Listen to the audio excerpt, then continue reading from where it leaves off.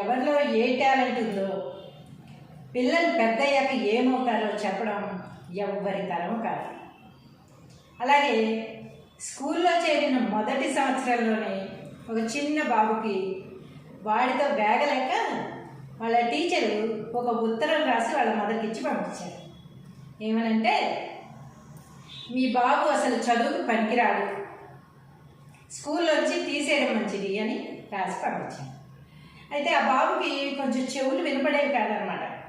కొంచెం చెవుడు ఉంది, పుట్టిన దగ్గర నుంచే చెవులు వినపడేవి కాదు. అందుకని ఆ టీచర్ చెప్పింది సరిగ్గా అర్థం చేసుకోలేకపోయేవాడు వినపడక.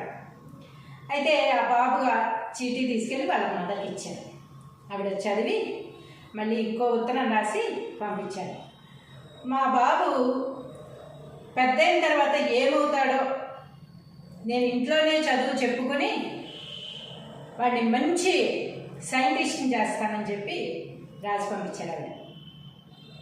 ఆవిడకి తెలీదు అవుతుందా అవ్వదా అనేది, ఆవిడ నోటి వాక్యం అలా వచ్చింది. ఆయన పెద్ద అయిన తర్వాత ఏమయ్యారో తెలుసా? Thomas Alva Edison.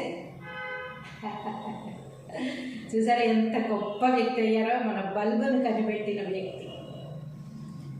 999 సార్లు ఓడిపోయారు ఆయన, అయినా పట్టుదల వదలలేదు. బల్బు కనిపెట్టాలి ఒక్కటే మైండ్లో ఉంది.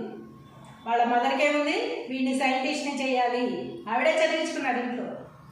కేవలం 3 నెలలు మాత్రమే స్కూల్కి వెళ్ళారు ఆయన.